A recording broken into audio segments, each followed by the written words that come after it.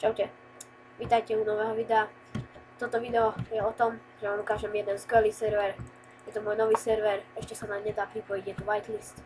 Je furt vo výstavbe, krásny server, ako môžete vidieť som na spawne. Stále z toho nemôžem, strašne dobrý server proste. Sú tu krásne obrázky, plno miest, skvelý portál, jednoducho, brutálne. Čo k tomu? Tak, prevediem vás krátko týmto serverom. Vidíte, toto je portál, kliknite pravým, si to posuniete. Art Code. Áno, tam sa budú robiť asi art obrazy, pixel arty ináč povedané. Jasné, krásne mesto. Ide to takto dole, neviem prečo. Mám trošku lagy, krásna Eiffelovka.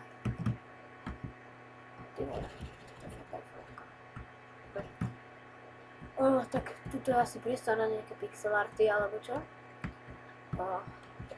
Ideme ďalej. Ja som tu už hral dlhšie trošku, takže mám také hlavné mesta. Je to Fan City. Plno domov. Ninja. Áno, samozrejme. Nemôže chýbať hotel. Ideálne. Zaujímavé. Krásny hotel. Samozrejme. Toto je nádherné mesto. Ešte tu mám aj kreatív. Perfektné čosi. Proste okamžite sa pripojte. IP serveru bude v popise videa. Strašne dobrý server. Veľmi vám odporúčam. Zahrajte si ho. Skvelí ľudia.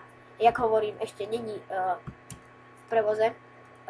Vlastne ešte není zapnutý. Je tu whitelist. Pretože sa furt stáva. Ja dám informačné video, kedy bude v prevoze. Takže sledujte môj channel a lajkujte. Toto je Epic View, veľmi tiež krásne mesto. Je tu NHL štadión, obrovský hotel, celý skopírovaný. Sú tu perfektní admini, dvaja sú online. Je to Smelic a Perry. Stavajú sa tu takéto faily. Skvelý server, fakt. Je tu aj jedna monštrózne veľká stavba. Tu vám musím ukázať.